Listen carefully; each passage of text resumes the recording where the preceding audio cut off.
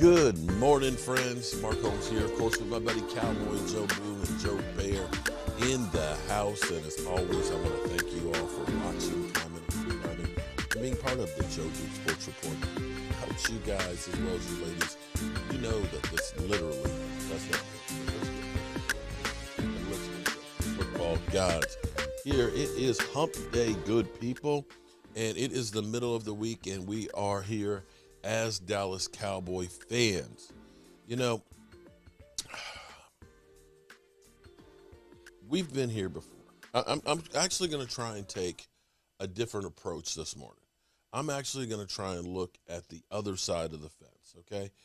I can at least say that you look at the two best free agent players that we signed last year. The two best. Jalen Curse and Brian Aguilar, Pro Bowl punter. You got two starters that are legit out of free agency. You did. With Stephen Jones's bargain basement shopping, we got two guys that you look at and say, yeah, Jalen Curse. His numbers, as shout out to Law Nation, compared, were better than the Pro Bowler, Budda Baker. Bet a lot of you didn't realize that. But if you follow the law, you will know. You'll get those facts. You'll get those tad bits of information that you don't get from the talking heads, on ESPN and stuff. That was a good deal. The 2 years, $10 million, that can go up to $11 million, that's a great price for a safety. When you think about Jamal Adams, and I'm not going to say that, well, Jamal Adams is more in the box safety. But to think that Seattle gave up 2 firsts and something else to get him, and they got to pay him a boatload of money, Cowboys actually did pretty good with Jalen Curse. That's actually a value piece that we have to say, good job, Stephen Jones. And at least they found enough money to bring back a Pro Bowl punter, because getting an extra 5, 6, 8 yards on a punt can be the difference of winning and losing. That's 5, 8 yards further that an offense has to go to get to pay dirt. That's important.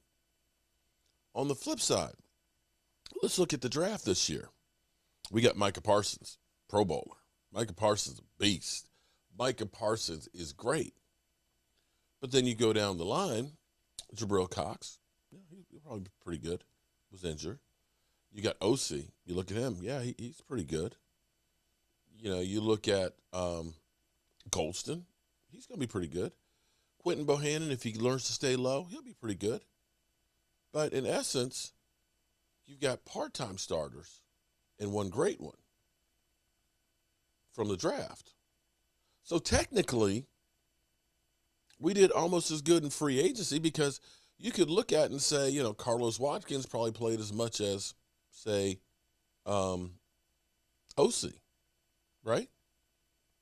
Brett Urban played a lot while we didn't have Gallimore and Tristan Hill. So quite frankly, you could say we did in free agency last year about what we did in the draft. We all want the big splash players. We do. We do. I know we do. We want to have hope of thinking of, if we get Von Miller, oh man, Von Miller, that guy. But the reality is it is $17 million, and he is up there in age with a lot of miles. And here's the thing that's interesting, because, people say, oh, get Odell Beckham Jr. and this, it's like, okay. Yeah, I hear what you're saying.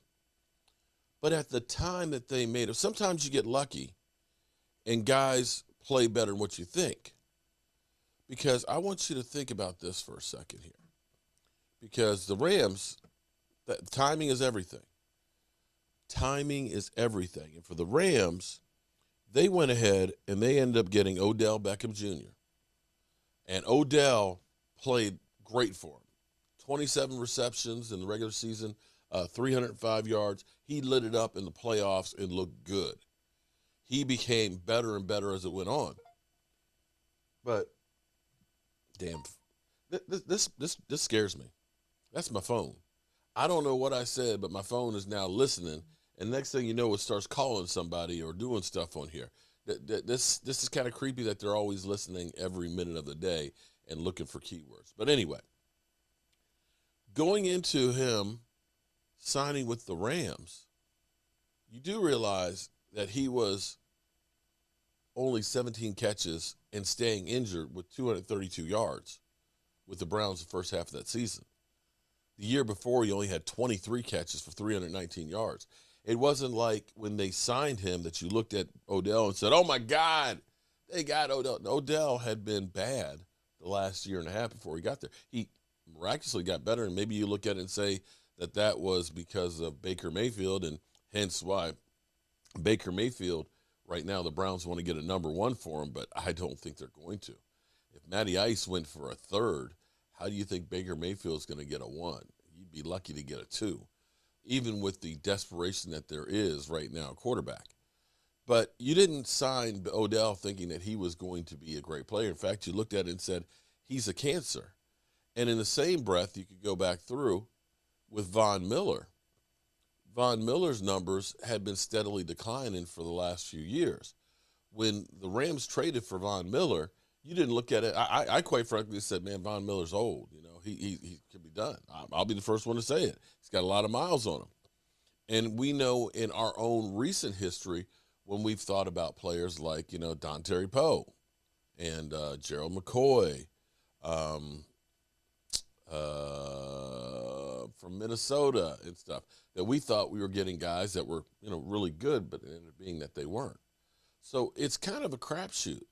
And as we go through and we look at, you know, teams that are desperate from, you know, Denver saying if we just get Russell Wilson and we get him, we're going to be great. Or, you know, the Colts who have now tried another quarterback every year, you know, from Andrew Luck to Phillip Rivers to Carson Wentz to now to Matty Ice. You know, Matty Ice has been a good quarterback for a long time, but he is getting up there with a lot of miles on him. There's no necessarily that he's going to be a difference maker that gets him to a Super Bowl. And Von Miller could go to Buffalo, and it could be that age does creep up on him. We're excited right now about all the moves and the prospects of it, but you don't know what you don't know. So as we go into next season, we know this is Stephen Jones' time to shine. As we look at over the cap, and know that the Cowboys have $23 million, I think it was, as of last night, plus another 10 coming up. We know the Cowboys will be bargain basement shopping and trying to fill in the holes. So the question is, where are the holes that the Cowboys have to fill?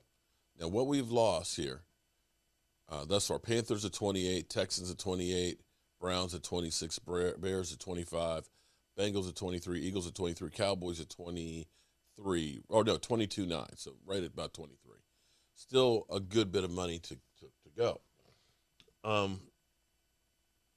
Some of the players we've lost. Let's be clear. Okay. Randy Gregory, good player. Good player. 6 sacks, lots of pressures and things like that. But with Randy Gregory, you do get the penalties.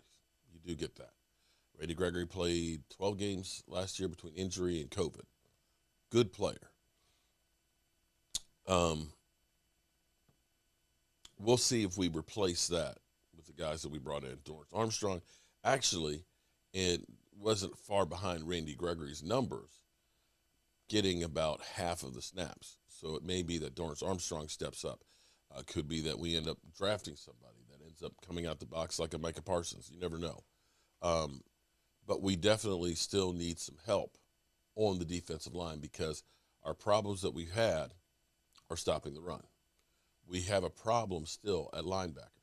It's great that we got Van Der Esch basically on a 1-year deal that's only 1.75 guaranteed. That could be about $3 million. That's a great price tag for a linebacker that you look at and say is a fill-in.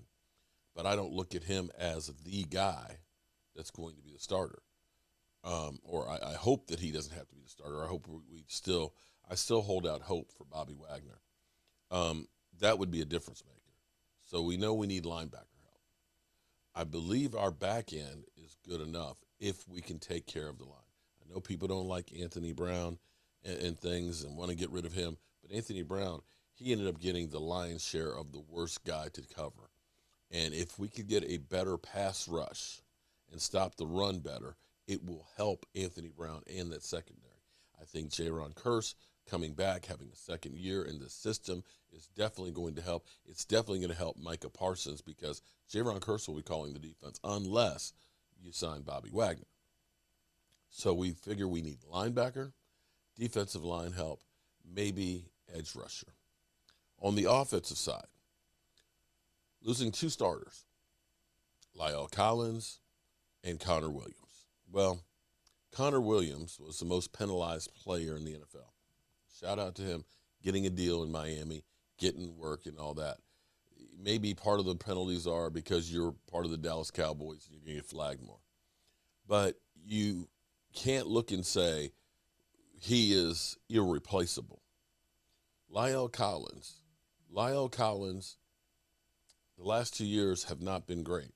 That's not to say that he won't turn it around next year, coming back from the hip surgery that he had, of course, before. I'm sure he'll be better than where he was this year. But you could actually see from the time he came back and Tyron Smith went down, the offensive line suffered. Now, will there be other players now? Again, so you say we need definitely a guard because Terrence Steele, he's a man of steel now on the outside. I still believe we need an upgrade at center.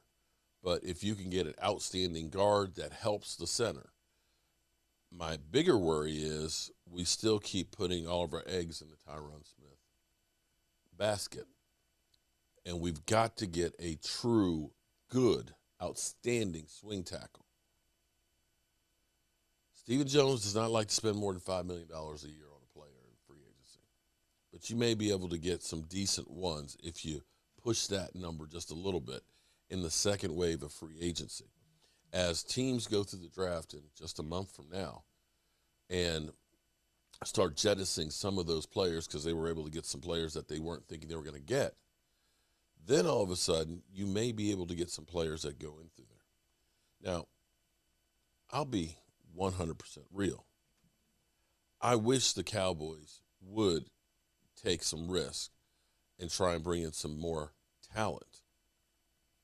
But the thing that may actually help the Cowboys is the fact that it seems like the big names and players are exiting the NFC for the AFC.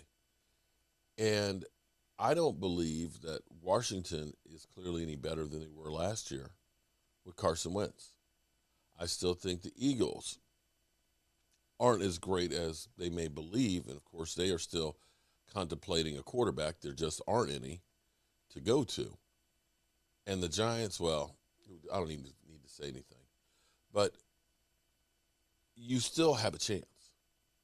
And even though we were short on talent last year, with not enough to make the full run, we were still pretty close. Maybe a couple of penalties less by Randy Gregory. Maybe a few more yards run by Zeke and Tony Pollard. Maybe a completion here with, more with CeeDee Lamb, one less drop. Maybe we end up winning that game. Maybe we really aren't that far off. But I will say bringing back Jaron Kearse and bringing back Brian Aguilar are keys that we could not afford to lose. We'll just see what they do the rest of the way. In the meantime, let's listen to the talking heads on Get Up. Did the Dallas Cowboys do enough to win the division? How he played a year ago. Think about where he is now versus where he was a year ago. Look, I know that we haven't been talking about Dallas as one of these favorites to come out of the NFC. When you think about their improvement on defense a year ago, I don't think they're out of the mix. I understand why. Look, I've said it's the Packers. Other people say it's Tampa. Some people still believe in the Rams. I don't think Dallas is out of it. No, obviously not out, but I think the conversation with Dallas right now, it's free agency time, right? Yeah. And they're not usually big players this time of year. They like to keep their own guys, but they trade Amari Cooper. They lose Randy Gregory in free agency to the Broncos. So I think people are sort of wondering, are the Cowboys doing enough? Yeah, but maybe this is good for them, right? Because every year we just immediately anoint them. At least I say I do that. You've done it with me, where we just look at this roster and think, they're going to win this whole thing. How could they not? Look at the weapons around Dak. And getting back to Dak just really quickly, you know, I spoke to him recently, and I don't want to ever downplay the importance, and Tim, you know this, of an offseason, a healthy offseason. He didn't have that last year because he was so focused on recovery. And he admitted that he spent a lot of the season dealing with the emotions of that return and how much it took out of him. So to be able to start this offseason healthy, as he says, with the shoulder situation, doesn't sound like it was that serious of a thing, I think is a big advantage for this offense, and it could be a different type of Cowboy team that we see headed into training camp. Well, let me be glass half empty, right? Okay. Let me play the role of Hill.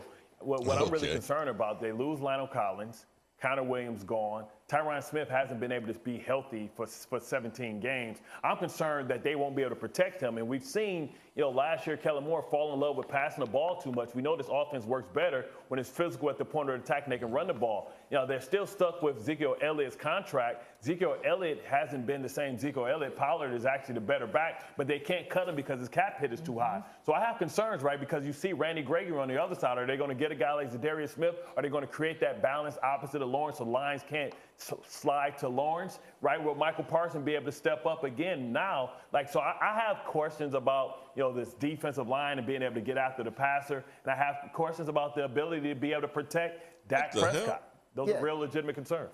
The thing, though, is, I mean, free agency started a week ago, and there are other parts of the year where you can add guys to your roster, right? I mean, they may not be done. That's one of the tricky parts. Is like with a draft. I mean, think a year ago we're talking about how bad their defense was, and then they draft Micah Parsons, who, you know, many believe was the best defensive player, you know, in all of football last year, not just for rookies. And so, yeah, like we're also projecting this with an incomplete roster. We're also projecting this like without injuries that happen in October or November, things like that. I do think when you look at the NFC East and you look at, you know, being able to get into the postseason and have a chance, you know, I have to laugh.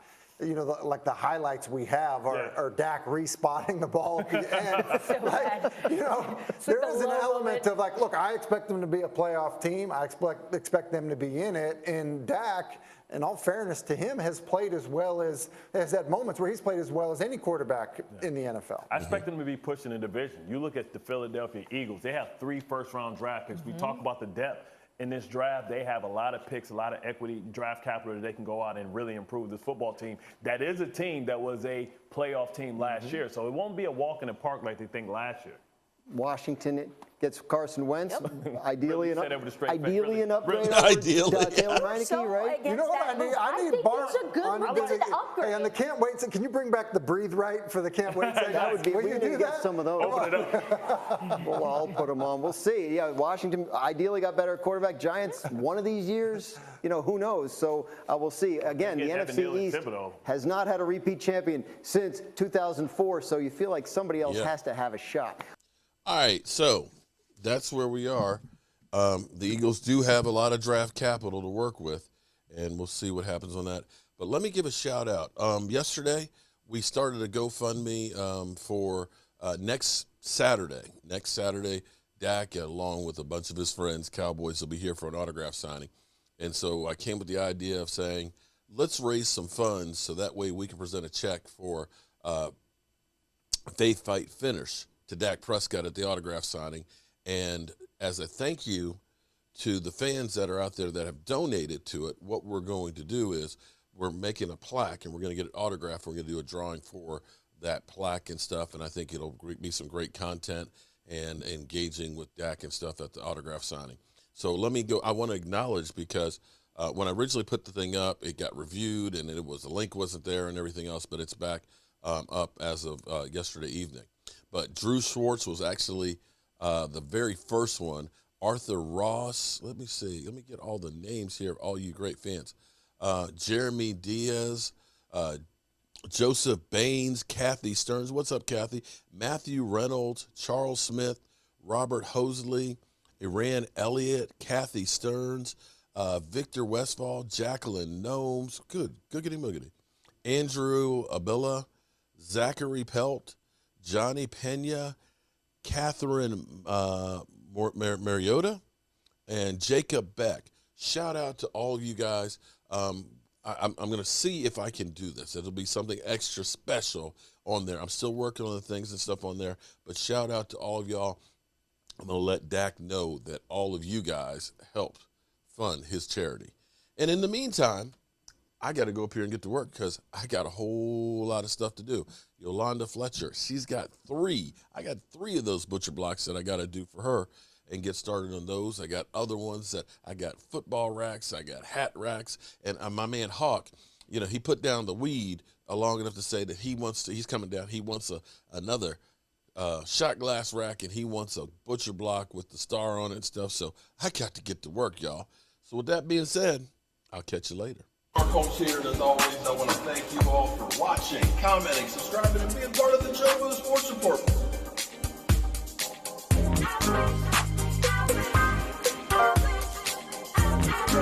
One hell of a job, and the only thing else I got to say is